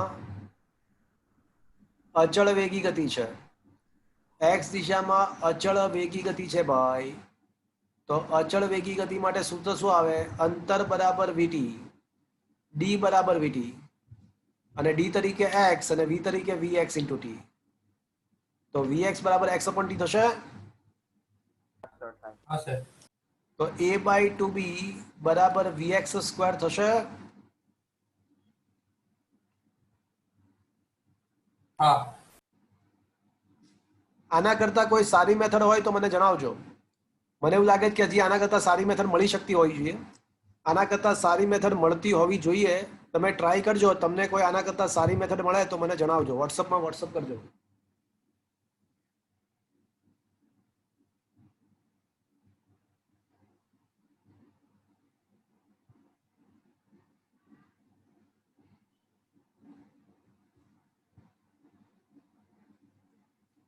આના કરતા કોઈ સારી મેથડ હોય તો વોટ્સઅપ કરજો. બરાબર છે?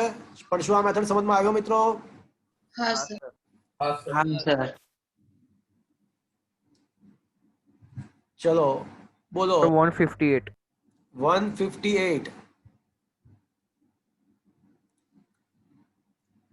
200 ગ્રામ દળ ધરાવતા દડાને 45 ડિગ્રીએ ફેંકવામાં આવે છે. સમક્ષિતિજ દિશામાં 15 મીટર આવેલા અંતરે દિવાલ પર 5 મીટર ઊંચાઈએ આવેલા દિવાલે અથડાઈ છે. તો નીચેના પ્રશ્નોના જવાબ આપો. સમજ્યા? હવે ચલો કરીએ.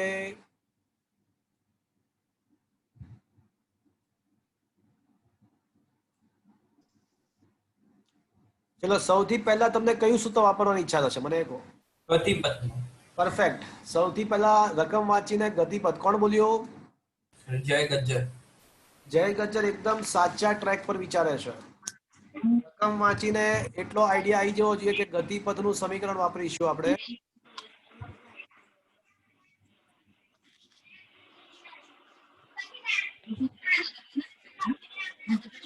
હવે રકમમાં આપ્યું છે કે થીટા 0 બરાબર 45 ડિગ્રી છે. પહેલી વાત.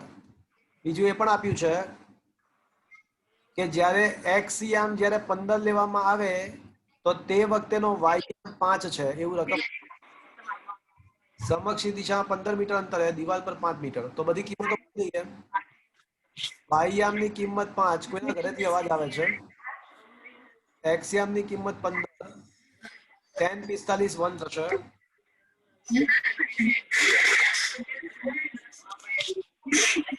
મેઘના ઝાલા -½ g ની કિંમત 10 લેવાની કીધી છે. x યામ 15 નો વર્ગ 225. પ્રારંભિક વેગ ખબર નથી, શોધવો છે. અને cos 45 1/√2 નો વર્ગ 1/2 થશે. તો 5 બરાબર 15 માઇનસ 1/2 ટુ કેન્સલ. 2250 ભાગ્યા v0 સ્ક્વેર. તો 2250 ભાગ્યા v0 સ્ક્વેર બરાબર 15 માંથી 5 જાય તો 10 થશે. તો v0 સ્ક્વેર બરાબર 225 થશે. તો આમ સાબિત થાય છે કે પ્રારંભિક વેગનું મૂલ્ય 15 મીટર પર સેકન્ડ આવશે. શું મિત્રો આ સમજમાં આવ્યું? હા સર. ચલો પ્રારંભિક વેગ 15 મીટર પર સેકન્ડ મળી ગયું. હવે બીજો ક્વેશ્ચન શું છે? ચલો પહેલો ક્વેશ્ચન મળી ગયો. હવે સેકન્ડ ક્વેશ્ચન શું છે? દિવાલનું સમક્ષિતિજ અંતર શોધવાનું છે. અવધિ શોધવાની કહેવાય. 15 મીટર અંતરે આવેલી દિવાલ પર 5 મીટર ઊંચે આવેલા બિંદુએ અથડાઈ છે. જો 5 મીટર થી સહેજ ઓછી ઊંચાઈ ધરાવતી બીજી દિવાલને 1/√2 સેકન્ડ બાદ અથડાતા સહેજમાં બચી જાય છે.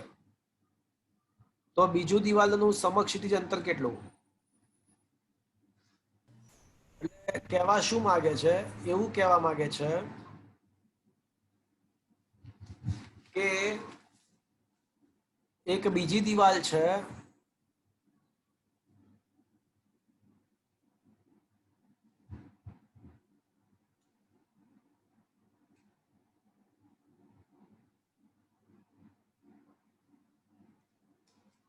ઓકે, માની લઈએ કે આ જે દિવાલ છે એ ઓલી 5 મીટર વાળી દિવાલ છે.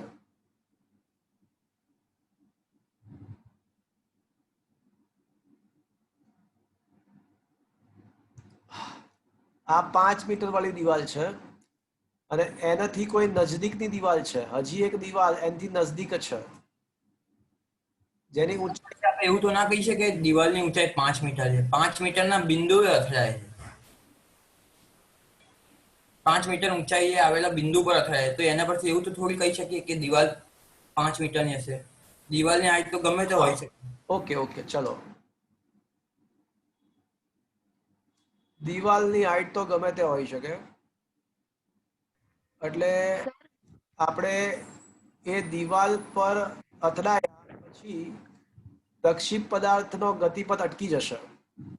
એટલે પ્રક્ષિપ્ત જવાનો હતો એ આગળ નહીં વધે, પણ રકમમાં એવું આપ્યું છે કે તમારે 5 મીટર કરતા નજદીક હજી એક દિવાલ વિચારવાની છે. સર પણ આમાં તો રકમમાં તો એવું છે કે એનાથી સહેજ ઓછી શું કહો ઊંચાઈ છો? ધરાવતી, એમાં તો રકમમાં તો એવું નથી કે એનાથી સહેજ ઓછી ઊંચાઈ ધરાવતી બીજી દિવાલને √2 સેકન્ડ બાદ એટલે એની પછી અથડાતા એવું નથી.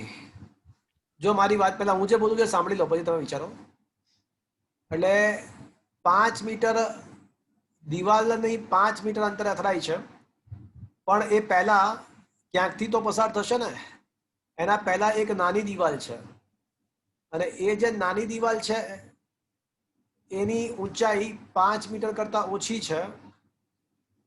એ જે નાની દિવાલ છે એ નાની દિવાલની ઊંચાઈ 5 મીટર કરતા ઓછી છે.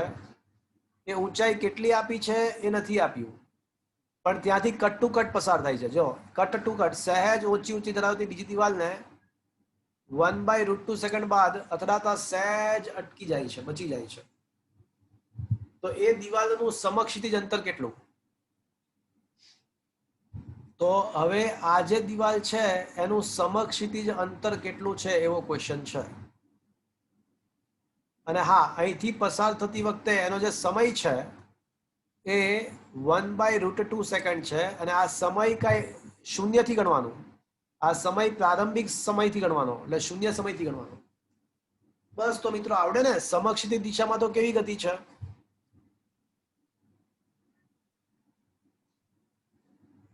સમક્ષિતિજ દિશા અચળ વેગી. હવે અચળ વેગી ગતિના સમીકરણો વાપરીશું. અચળ વેગી ગતિ. અચળ વેગી ગતિ એટલે d બરાબર vt, પણ d તરીકે x, v તરીકે v0 cos θ0 અને ઇન્ટુ t. હવે આપણને x શોધવું છે.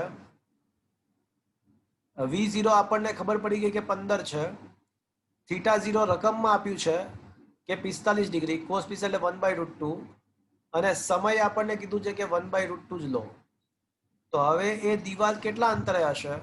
15/2 એટલે 7.5. ચલો બોલો, આવડ્યો? સમજ પડ્યો મિત્રો? સર હા. હા સર. Is that clear? અને એ દિવાલની ઊંચાઈ પૂછી હોત ને, ધારો કે એ દિવાલની ઊંચાઈ પૂછી હોત, આ ઊંચાઈ કેટલી એવું પણ શોધી શકીએ. તો એના માટે v0 sin θ0 t -½ gt² સૂત્ર વાપરો તો તમને દિવાલની ઊંચાઈ પણ મળી જાય, y'. આ દિવાલની ઊંચાઈ ધારો કે પૂછી હોત તો એ પણ મળી જાત. સર બોલો. સર જે આપણે જે પહેલી જે દિવાલ હતી જે 5 મીટર બિંદુએ અથડાય છે ત્યાં જ્યાં હા પાણી, હા હા હા, એ ઊંચાઈ શોધવી હોય તો શોધી શકાય? એની ઊંચાઈ ના મળી શકે. એની ઊંચાઈ મળી જ ના શકે. એ તો ગમે તે હોઈ શકે. એની ઊંચાઈ તો ગમે તે હોઈ શકે, એ શોધી ના શકીએ. Okay sir. પણ એ વાક્ય આપવાનું કારણ શું છે? એ વાક્ય આપવાથી આપણને શું મળી ગયું? એ વાક્ય આપવાથી આપણને v0 મળી ગયું. જો એ જે 5 મીટર ઊંચાઈની દિવાલ પર 5 મીટર ઊંચાઈ અથડાઈ છે અને એ દિવાલ 15 મીટરે છે, એ વાક્ય આપણને જે આપ્યું ને એના ઉપરથી આપણને શું મળી ગયું? આપણને પ્રારંભિક વેગ મળી ગયો. Is that clear? હા સર. અને પછી ઓલી જે નાની દિવાલ છે જ્યાં આગળ સ્પર્શ કરીને ટચ કરીને વયો જાય છે પદાર્થ, અડીને જસ્ટ અડીને જાય છે, તો એની ઊંચાઈ પણ મળી શકે. એની ઊંચાઈ ધારો કે શોધી જ કાઢીએ. પ્રારંભિક વેગ 15 sin θ 1/√2, સમય 1/√2, 10/2 એટલે 5, 10/2 એટલે 5 અને 1/√2 નો વર્ગ એટલે 1/2. તો 15/2 7.5 માંથી 2.5 જાય તો 5 મીટર. એટલે આ દિવાલની ઊંચાઈ ધારો કે પૂછી હોત ને તો એ લગભગ 5 મીટર જેટલી આવત. જી ની કિંમત આપણે 9.8 લીધી હોત તો થોડું બદલાઈ જાત, તો એ ઓલમોસ્ટ આવું આન્સર આવત, 5 મીટર આસપાસ જ આવત. Is that clear? હા સર, ક્લિયર. ઓકે.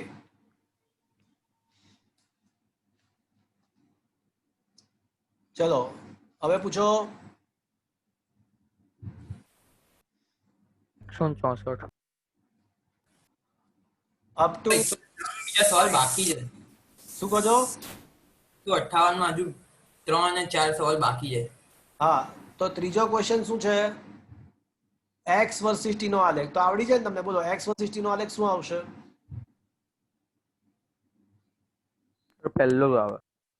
પહેલું ના આવેલા. સમક્ષની દિશામાં કેવી ગતિ છે? અચળ વેગી. અચળ વેગી ગતિ માટે આલેખ કેવો આવે એક્સ વર્સિસ ટી નો? બીજો આવે ને? સુરેખ આવશે. Is that clear? હા સર. અને વાય દિશાનું સૂત્ર શું છે? V O sin θ 0t minus half GT square. તો આ તો y બરાબર ax માઇનસ bx સ્ક્વેર જેવી વાત છે. જો t બરાબર x લઈ લો તો y બરાબર ax માઇનસ bx સ્ક્વેર એટલે કેવો આલેખ આવશે? ઓપ્શન પી. હા હા સર. સર. x દિશામાં અચળ વેગી ગતિ એટલે x દિશામાં કપાતું અંતર સુરેખ સંબંધ આવશે એટલે q આવશે, અને y દિશા માટે p આવશે આન્સર. Is that clear? હા સર. સર 159. ચલો 159.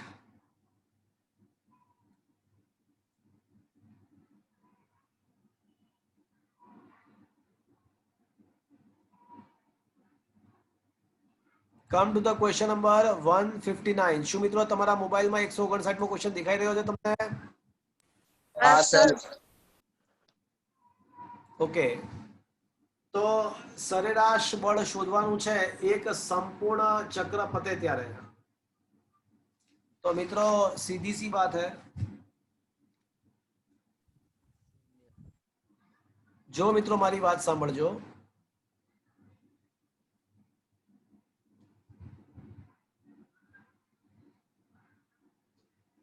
કોઈ પણ વિધેય નો એક આવર્તકાળ પર સરેરાશ શોધવું હોય, કોઈ પણ વિધેયનું એક આવર્તકાળ પર સરેરાશ શોધવું હોય તો 1/t સંકલન 0 થી t તે વિધેય f of t dt આ સૂત્ર વાપરવું પડે. ભવિષ્યમાં આવા ક્વેશ્ચન સોલ્વ કરવાના આવશે. કોઈ વિધેયનું એક આવર્તકાળ પરનું સરેરાશ શોધવું હોય તો આ સૂત્ર છે. તો મિત્રો જો કે અહીંયા જરૂર નથી, અહીંયા તો તમને દેખાય જ છે કે એક આવર્તકાળ પતે તો બળનો જેટલો ભાગ ધન છે એટલો જ ભાગ ઋણ છે, જેટલો ધન છે એટલું જ ઋણ છે. તો સરેરાશ શું આવશે? 0. 0. સરેરાશ 0 જ આવશે. એટલે અહીંયા કોઈ ટેન્શન જ નથી. ખ્યાલ આવ્યો? પણ ક્યારેક આની જરૂર પડશે, ક્યારેક આની જરૂર પડશે. અત્યારે બહુ વાંધો નહીં આવે. અત્યારે આ ક્વેશ્ચન પૂરતું જરૂરિયાત નથી, આ ક્વેશ્ચન પૂરતું જરૂર નથી, પણ ક્યારેક જરૂર પડશે. અહીંયા તો જેટલું ધન છે એટલું જ ઋણ છે, એટલે સરેરાશ 0 આવી જશે. Is that clear? હા સર. ચલો બોલો, અપ ટુ 170. 164. 162. 162. ઓકે.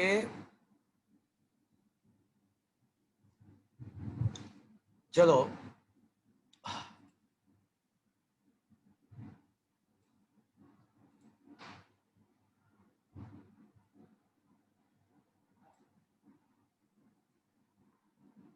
मुझसे है पहले का नाता कोई।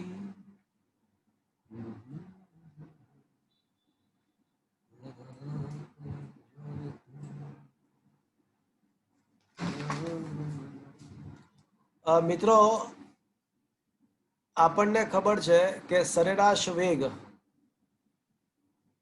બરાબર delta x upon delta T.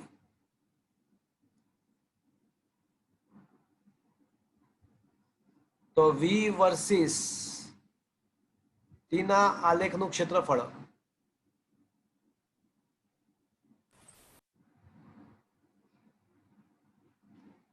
શું આપે તમને? અનંત.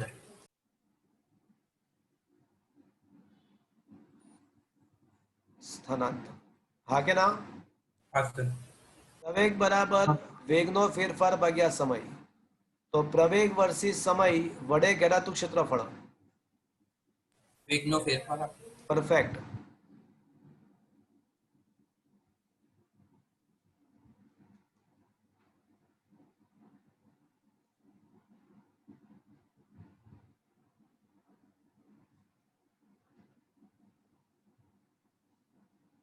મિત્રો ન્યૂટનનો ત્રીજો નિયમ બળ બરાબર ડેલ્ટા પી બાય ન્યૂટનનો બીજો નિયમ આપણે જસ્ટ ત્યાં જ પહોંચ્યા છીએ. આપણે એક્ઝેક્ટ 5મા ચેપ્ટરમાં ત્યાં જ પહોંચ્યા છે. ન્યૂટનના ગતિના બીજા નિયમ પર જ પહોંચ્યા છે. તો ત્યાં સાબિત કરીશું, દેખીશું કે બળ બરાબર વેગમાનનો ફેરફાર ભાગ્યા સમય. એવું હમણાં જ ભણવામાં આવશે, થોડીક નેક્સ્ટ લેક્ચરમાં જ આવી જશે. હવે જે લેક્ચર આવશે આપણું 5મા ચેપ્ટરમાં એમાં આવી જશે. તો આના પરથી કહી શકાય કે એફ વર્સિસ ટી ના આલેખનું ક્ષેત્રફળ તમને શું આપશે?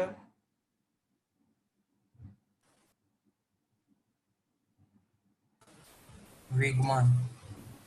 વેગમાન ના આપે, શું આપે? વેગમાનનો ફેરફાર. હા, બરોબર. વેગમાનનો ફેરફાર આપે. સમજા લ્યા? હા સર. હા સર. તો સર આ વેગમાનનો ફેરફાર એટલે ડેલ્ટા ટી આવે? વેગમાનનો ફેરફાર ડેલ્ટા પી. હા સર. ઓકે. તો મિત્રો સૌથી પહેલા આપણને એફ વર્સિસ સમયનો આલેખ આપેલો છે. તો ઘેરાતું ક્ષેત્રફળ શોધી કાઢીએ. તો ક્ષેત્રફળ કેટલું મળે છે મિત્રો? ત્રિકોણ પ્લસ લંબચોરસ પ્લસ ત્રિકોણ. ત્રિકોણ માટે 1/2 પાયો 4 છે. તો લંબચોરસ નહીં, ચોરસ બનશે ને? આ જે બને લંબચોરસ કહેવાય, ચોરસ ના કહેવાય. 8 થી 4 એટલે લંબાઈ 4 અને પહોળાઈ 20. બોલ હવે ચોરસ બન્યો કે લંબચોરસ બન્યો? હા બરોબર, લંબચોરસ. 1/2 પાયો 2 વેધ 20. તો 2 દુ 4 એટલે 40 પ્લસ 80 પ્લસ 20 140. પણ શું હું લખી શકું કે આ પી ફાઇનલ માઇનસ પી ઇનિશિયલ છે? અંતિમ વેગમાન માઇનસ પ્રારંભિક વેગમાન છે, એવું કહી શકાય? હા સર. હા સર. હા સર. તો મિત્રો પ્રાપ્ત થતું ચોખ્ખું વેગમાનનો મતલબ જ એવો થયો કે વેગમાનનો ફેરફાર. એ પ્રાપ્ત થતું ચોખ્ખું વેગમાનનો મતલબ જ વેગમાનનો ફેરફાર થયો. કારણ કે પ્રારંભથી શરૂ કરીને ક્યાં સુધી પહોંચ્યું તો વધ્યું કેટલું? પ્રાપ્ત થતું વેગમાનનો મતલબ શું થયો? કે વેગમાનનો વધારો. પ્રાપ્ત થતું વેગમાન અર્થાત વેગમાનનો વધારો. તો વેગમાનનો વધારો કેટલો? તો જે ફેરફાર થયો તે તો 140 કેજી મીટર પર સેકન્ડ. 140 જવાબ આવશે. Is that clear? હા. સમજમાં આવ્યો? હા સર. હા સર. નવી વાત શીખવા મળી, તમને ખ્યાલ આવ્યો? હા. હા આ બધા સ્ક્રીનશોટ લેતા રહેજો. નવી વસ્તુ શીખવા મળે ને, આ બધી વસ્તુ એ તમારે લખી નાખવી જોઈએ અથવા એના સ્ક્રીનશોટ લઈને પછી યોગ્ય સમયે JEE નીટ માટે એક અલગથી બુક રાખવી જોઈએ. અને એની અંદર આવી કઈ નવી વસ્તુ શોર્ટકટ વગેરે શીખવા મળે તો એ બધું લખી નાખવાનું.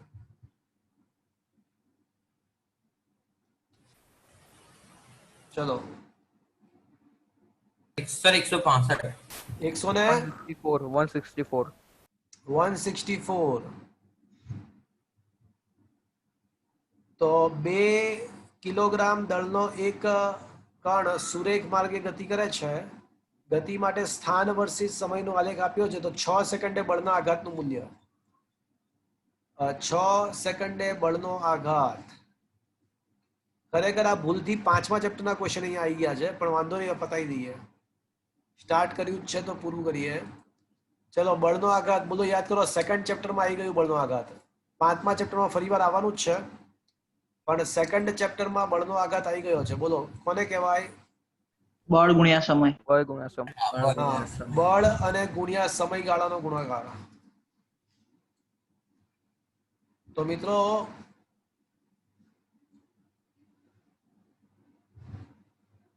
બળનો આઘાત એટલે બળ ગુણ્યા તે જે સમય માટે લાગે છે તે સમય. પણ મિત્રો આ તો વેગમાનનો ફેરફાર થશે. આ તો વેગમાનનો ફેરફાર થશે.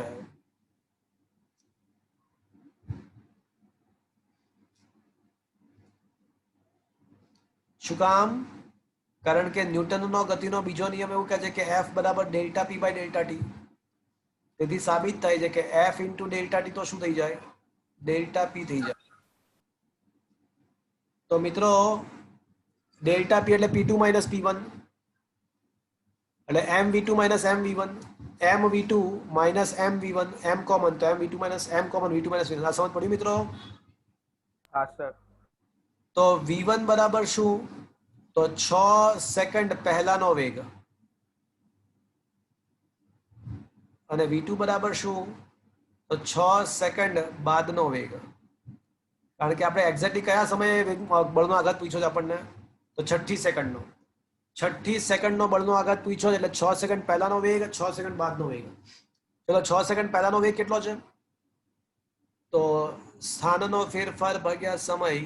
તો 6 સેકન્ડ પહેલા થી 6 સેકન્ડ સ્થાન 0 થી 20 થાય છે. તો સ્થાનનો ફેરફાર 20 માઇનસ 0 અને સમયગાળો એ માટે 6 માઇનસ 4 એટલે 10 મીટર પર સેકન્ડ આવશે. શું આ સમજમાં આવ્યું મિત્રો? Yes sir. હા સર.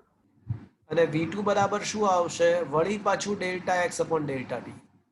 પણ હવે સ્થાનનો ફેરફાર પ્રારંભમાં 20 હતું અને 10મી સેકન્ડે 0 થઈ ગયું. તો સ્થાનનો ફેરફાર 0 માઇનસ 20. અંતિમ સ્થાન 0, પ્રારંભિક સ્થાન 20 અને સમયગાળો કેટલો? તો 10 માઇનસ 6 એટલે 4 એટલે માઇનસ 5 મીટર પર સેકન્ડ આવશે. અને આ માઇનસ આવવું એ સ્વાભાવિક હતું. પૂછો ક્યુ? આવવું સ્વાભાવિક જ હતું. પૂછો ક્યુ?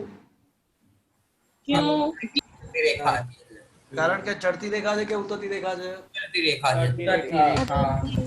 અરે ઉતરતી રેખા છે. ઢાળ રેખા છે. આનો ઢાળ ઋણ મળે. આ હા સર. સાઈડમાં ઢાળ ધન મળે. હા કે ના? સર. ચલો હવે કિંમતો મૂકી દઈએ. તો બળનો આઘાત શોધવો છે ને, F ડેલ્ટા ટી બરાબર ડેલ્ટા પી શોધવું છે. તો M કોમન V2 ની કિંમત -5 અને V1 ની કિંમત 10. દ્રવ્યમાન કેટલું આપ્યું જો તો મિત્રો રકમમાં દ્રવ્યમાન કેટલું આપ્યું છે? Sir 2 kilogram. તો 2 ગુણ્યા -15 એટલે આન્સર આવશે -30 ન્યૂટન ઇન્ટુ સેકન્ડ. પણ માત્ર માનાંક શોધવાનો છે.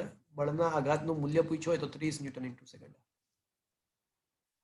Is that clear, friends? Yes sir. હા સર. Is it okay? आया बात समझ में? હા સર. 5મા ચેપ્ટરનો એક દાખલો પણ આવો જ છે. આ એક દાખલો પતી ગયો 5મા ચેપ્ટરનો. 5મા ચેપ્ટરમાં છે આવા દાખલાઓ. ચલો બોલો હવે. રેખીય ગતિ એટલે રેખીય ગતિ એટલે સુરેખ પથ પર ગતિ. સુરેખ પથ પર ગતિને રેખીય ગતિ કહેવાય. 167. ઓકે.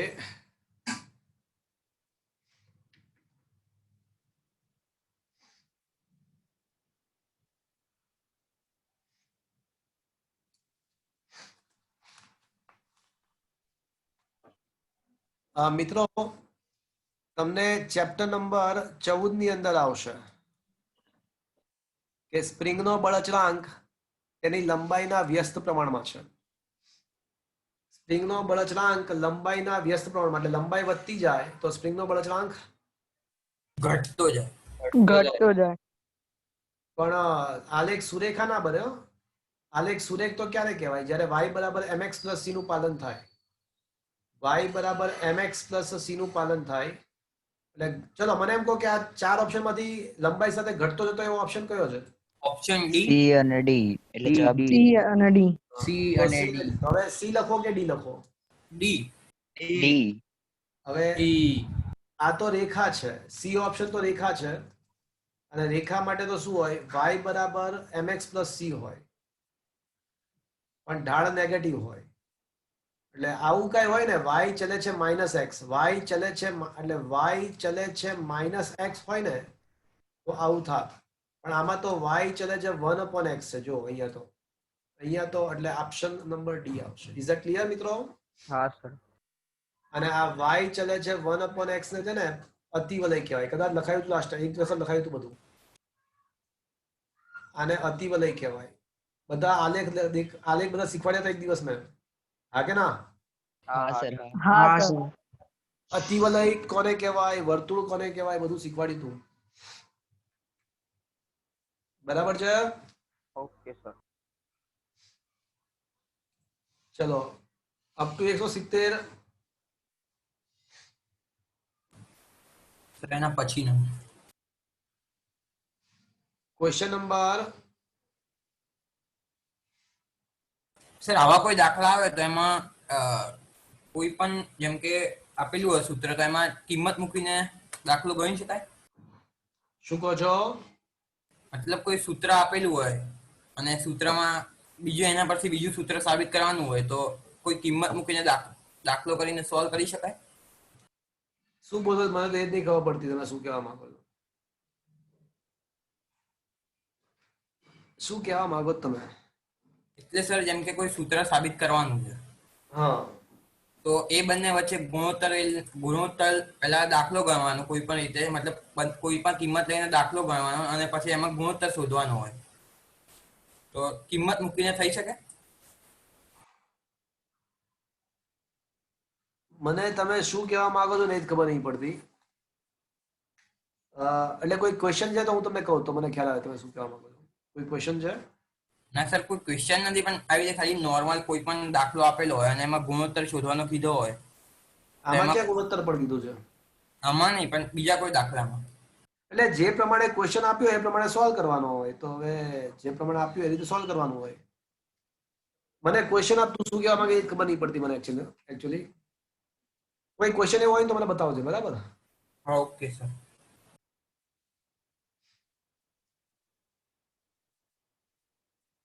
અત્યારે ક્વેશ્ચન નંબર 168. સ્થિર અવસ્થામાં રહેલા m દળના કણ સાથે બીજો m દળનો કણ u વેગથી ગતિ કરતો કરતો કરતો સ્થિતિસ્થાપક એક પરિમાણમાં સંઘાત અનુભવે છે અને ખૂબ જ ઓછા સમય t સુધી સંપર્કમાં રહે છે અને તેના વચ્ચેનું અણુબળ t2 સમયમાં f0 થાય છે અને f0 ઘટીને શૂન્ય થાય છે. તો f0 નું મૂલ્ય કેટલું હશે? સમજ્યા? ચલો f0 નું મૂલ્ય શોધવું છે ને. ઓકે ચલો આલેખ વડે ઘેરાતું ક્ષેત્રફળ આપણને શું આપશે?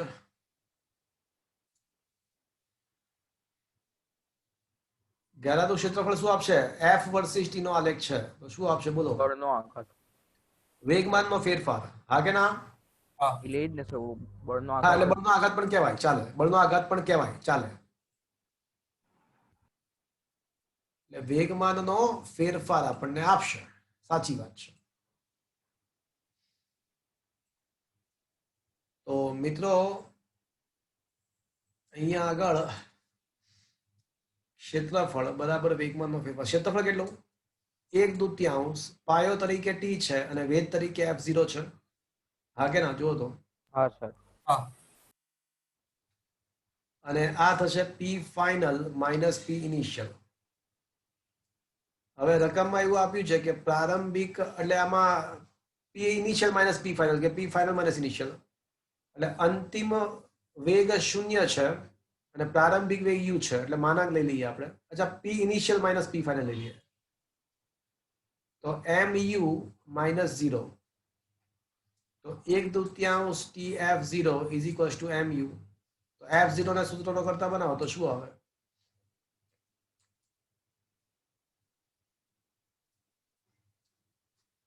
Is that clear? Yes, sir. હા સર. તો મિત્રો હવે છે ને તમે નેક્સ્ટ ટાઈમ આવો, આજનો સેશન અહીંયા અટકાવીએ છીએ. સર હા બોલો. ચરબળ એટલે શું?